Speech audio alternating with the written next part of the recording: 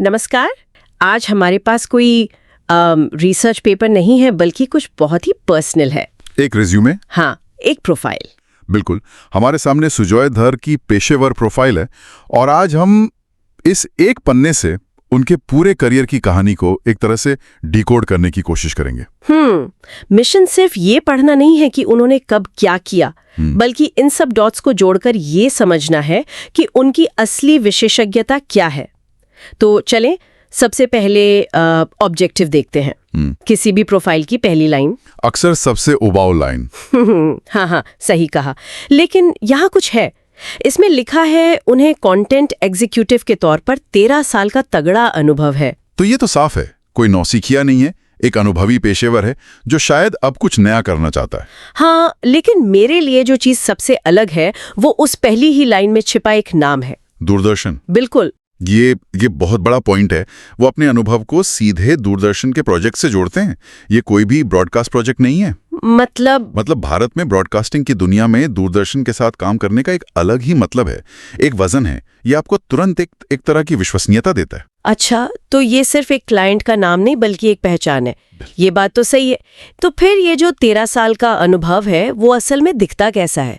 चलिए उनके work experience वाले हिस्से में थोड़ा और गहरा उतरते हैं। वो 2012 से मोनार्क सॉफ्टटेक LLP में है, कंटेंट एग्जीक्यूटिव।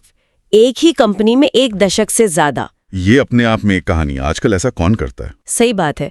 ये दिखाता है कि वो कंपनी के लिए जरूरी थे और शायद वो भी अपनी भूमिका से संतुष्ट थे। लेकिन उन्होंने वहां किया क्या, ये और भी दिलचस्प है। रेज्यूमे में लिखा है PCR टेक अनुभव के साथ लाइव पैनल में वर्चुअल स्टूडियो संचालित किया। 1 मिनट, यहाँ रुकते हैं। PCR और वर्चुअल स्टूडियो, ये थोड़े भारी शब्द हैं। हाँ, वर्चुअल स्टूडियो तो मैं थोड़ा बहुत समझती हूँ, जैसे न्यूज़ चैनलों पर होता है। एंकर हरे पर्दे के सामने होता है और स्क्रीन पर पूरा एक 3D सेट दिखता है। हाँ। पर ये PCR, ये क्या भला है? यही तो इस प्रोफाइल का मतलब असली सार है। देखिए, एक होता है डिजाइन स्टूडियो, जहां आर्टिस्ट आराम से बिना किसी प्रेशर के सुंदर विजुअल्स बनाता है। ठीक है। और एक होता है PCR, यानी प्रोडक्शन कंट्रोल रूम, किसी भी लाइव शो का नर्व सेंटर। वो जगह जहां 10 लोग एक साथ चिल्ला रहे हैं, डायरेक्टर काउंटडाउन दे रहा है और हर सेकंड शो लाइव जा रहा है। बाप रे, वो तो बहुत तनाव वाला माहौल होगा। बिल्कुल। वहां एक गलत बटन दबाने से पूरा शो खराब हो सकता है। तो जब सुजॉय लिखते हैं कि उन्होंने PCR में वर्चुअल स्टूडियो संचालित किया, इसका मतलब है कि वो सिर्फ डिजाइन बनाने वाले आर्टिस्ट नहीं हैं, वो से लाइव चलाने वाले ऑपरेटर भी हैं। वो भी उस हाई प्रेशर माहौल में। ये क्रिएटिविटी और टेक्निकल प्रिसीजन का एक बहुत ही दुर्लभ मेल है। वाह, ये तो बिल्कुल अलग ही स्किल सेट हो गया। और उन्होंने दूरदर्शन प्रोजेक्ट्स के लिए टीवी रेडी विजुअल्स बनाने में विशेषज्ञता का भी जिक्र किया है। तो ये बात और पुख्ता हो जाती है। लेकिन मोनार्क में इस हाईटेक रोल से पहले वो क्या कर रहे थे? अच्छा सवाल है। क्या उनकी शुरुआत भी इतनी ही टेक्निकल थी? नहीं, अगर हम थोड़ा पीछे जाएं 2009 से 2011, तो वो कामयाब टेलीविजन प्राइवेट लिमिटेड में थे। और पद? Visual content creator. यहाँ उनकी भूमिका ज्यादा रचनात्मक लगती है। उन्होंने program ID, promo, 3D studio set बनाए। अच्छा, जो किसी भी चैनल की पहचान होती है। हाँ, लेकिन यहाँ एक और जरूरी बात है, ग्राफिक्स टीम का नेतृत्व किया। ओह, तो लीडरशिप का अनुभव यहाँ से आया। बिल्कुल। आप उनके करियर की सीढ़ी को साफ देख सकते हैं।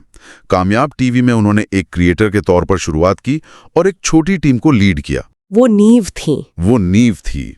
फिर मोनार्क में वो एक कंटेंट एग्जीक्यूटिव बने, एक बड़े क्लाइंट दूरदर्शन के लिए प्रोजेक्ट मैनेज कर रहे थे। ये सिर्फ पद का बदलाव नहीं है, ये जिम्मेदारी और काम के पैमाने में एक बहुत बड़ा उछाल है। ये तो एकदम जुड़ता हुआ लग रहा है। हर पिछला अनुभव अगले के लिए एक जमीन तैयार कर रहा है। लेकिन इस सब की नींव, मतलब उनकी पढ़ाई, चलिए एजुकेशन पे एक नजर डालते हैं। और यहाँ एक और सरप्राइज है, उन्होंने कल्याणी विश्वविद्यालय से BCom किया है, कॉमर्स। है ना दिलचस्प? कॉमर्स का एनिमेशन से सीधा कोई लेना देना नहीं लगता। बिल्कुल नहीं। लेकिन जरा अगली लाइन देखिए। BCom खत्म होते ही 2005 से 2007 उन्होंने अरीना एनिमेशन एकेडमी से ग्राफिक्स, मल्टीमीडिया और एनिमेशन में एक छेदमोन कोर्स किया। मतलब ये कोई इत्तेफाक नहीं था। ये एक बहुत सोचा समझा, बहुत हिम्मती फैसला है। एक पारंपरिक रास्ते को छोड़कर एक नया क्रिएटिव रास्ता चुनना, ये दिखाता है कि वो इस फील्ड में बस आ नहीं गए, उन्होंने बाकायदा ट्रेनिंग लेकर इसमें आने का फैसला किया है। और शायद वो कॉमर्स की डिग्री भी बेकार नहीं गई होगी। मैं भी यही सोच रहा था। एक एग्जीक्यूटिव के तौर पर जिसे क्लाइंट्स और प्रोजेक्ट्स मैनेज करने होते हैं, बजट और डेडलाइन की समझ होना एक छुपा हुआ सुपर पावर हो सकता है। सही बात है, ये उन्हें सिर्फ एक आर्टिस्ट से ज्यादा एक पूरा पैकेज बनाता है। वाह, हर चीज किसी ना किसी तरह से जुड़ रही है। अब आते हैं सबसे जरूरी हिस्से पर, उनके हथियार। हाँ, उनके सॉफ्टवेयर स्किल्स। लिस्ट तो काफी लंबी है। 3D Max, Adobe After Effects, Premiere Pro, Photoshop, Illustrator, Da Vinci Resolve. हाँ, यहां तक तो सब स्टैंडर्ड है। ये इंडस्ट्री के आम टूल्स हैं। 3D Max, एडोबी सूट, ये सब तो जरूरी है। दा विंची रिजॉल्व का नाम थोड़ा अलग है। हाँ, वो हाई एंड कलर ग्रेडिंग और एडिटिंग के लिए है। ये दिखाता है कि उन्हें काम की क्वालिटी की गहरी परख है। लेकिन असली कहानी कहाँ? असली कहानी इस लिस्ट के आखिरी कुछ नामों में है। यूनिजीन, कैस्परसीजी और लूपिक। एक मिनट, ये क्या है? कैस्परसीजी और लूपिक? मैंने ये नाम नहीं सुने। ये ओपन सोर्स प्लेटफॉर्म्स हैं, खास तौर पर लाइव ब्रॉडकास्ट ग्राफिक्स के लिए। अच्छा, इनका ज्ञान ये बताता है कि ये सिर्फ महंगे बड़े नाम वाले सॉफ्टवेयर पर निर्भर नहीं है। वो जुगाड़ करना जानते हैं और ऐसे टूल्स इस्तेमाल कर सकते हैं जो ज्यादा लचीले और किफायती हों। ये तो एक बहुत बड़ी क्वालिटी है। और यूनिजीन, ये नाम तो मुझे गेमिंग जैसा लग रहा है। आपने बिल्कुल सही पकड़ा। यूनिजीन ही इस प्रोफाइल का गेम चेंजर है। कैसे? ये एक रियल टाइम 3D इंजन है, बिल्कुल गेमिंग के अनरियल इंजन जैसा। ब्रॉडकास्टिंग में इसका इस्तेमाल अत्याधुनिक वर्चुअल स्टूडियोज बनाने, ऑगमेंटेड रियलिटी ग्राफिक्स बनाने में होता है। जैसे चुनाव के नतीजों के समय न्यूज स्टूडियो में अचानक 3D ग्राफ उभर आते हैं। बिल्कुल वही। यूनिजिन का ज्ञान सुजॉय की प्रोफाइल को एक सामान्य ग्राफिक डिजाइनर से उठाकर एक ब्रॉडकास्ट टेक्नोलॉजिस्ट के स्तर पर ले जाता है। ये सीधे सीधे उनके पीसीआर में वर्चुअल स्टूडियो चलाने के अनुभव को प्रमाणित करता है। कमाल है। तो ये सिर्फ टूल्स की लिस्ट नहीं है, ये उनके करियर के सफर का एक नक्शा है। बेसिक क्रिएटिव टूल से लेकर हाई एंड फिनिशिंग और फिर अत्याधुनिक रियल टाइम ब्रॉडकास्ट टेक्नोलॉजी तक। अब आखिर में एक छोटी सी चीज, उनके interests. 3D modelling, content creation, विभिन्न प्रकार के कंटेंट की खोज और फोटोग्राफी। और ये पूरी कहानी को एक धागे में पिरो देता है ना? हाँ। देखिए उनके शौक उनके काम से कितने मिलते जुलते हैं। 3D मॉडलिंग और कंटेंट क्रिएशन तो उनका पेशा ही है। ये दिखाता है कि ये सिर्फ एक नौकरी नहीं, एक जुनून है। और फोटोग्राफी से कॉम्पोजिशन, लाइट, फ्रेम, इन सब की समझ आती होगी। बिल्कुल। और वो लाइन विभिन्न प्रकार के कंटेंट की खोज में रुचि, ये सीधी उनके ऑब्जेक्टिव से जुड़ती है, जहां वो एक डायनामिक टीम की तलाश में है। सही पकड़ा। ये दिखाता है कि वो जिज्ञासु हैं, नया सीखना चाहते हैं। वो 10 साल से एक ही जगह पर है, पर उनका दिमाग ठहरा हुआ नहीं है। वो नई चीजों के लिए खुले हैं। ये पूरी प्रोफाइल एक बंद सर्कल की तरह है, जहां हर हिस्सा दूसरे को सहारा देता है। तो अगर हम इन सभी टुकड़ों को एक साथ जोड़ें तो सुजॉय धर की जो तस्वीर उभरती है, उसका निचोड़ क्या है? इसका निचोड़ ये है कि ये सिर्फ एक डिजाइनर नहीं है और ये सिर्फ एक टेक्नीशियन भी नहीं है। ये दोनों हैं। ये वो दुर्लभ शख्स हैं जो दोनों दुनिया की भाषा बोलते हैं। वो खूबसूरत विजुअल्स की कल्पना कर सकते हैं, उन्हें बना सकते हैं और फिर पीसीआर के नर्व सेंटर में बैठकर लाइव प्रसारण के जबरदस्त दबाव में उन्हें ऑन एयर भी कर सकते हैं। उन्होंने आर्ट डिपार्टमेंट और पीसीआर के बीच एक पुल बनाया है। बिल्कुल, सही मायनों में ये एक ब्रॉडकास्ट यूनिकॉर्न है। एक ऐसा संयोजन जो बहुत कम देखने को मिलता है। ब्रॉडकास्ट यूनिकॉर्न, वाह, ये शब्द बिल्कुल सही है।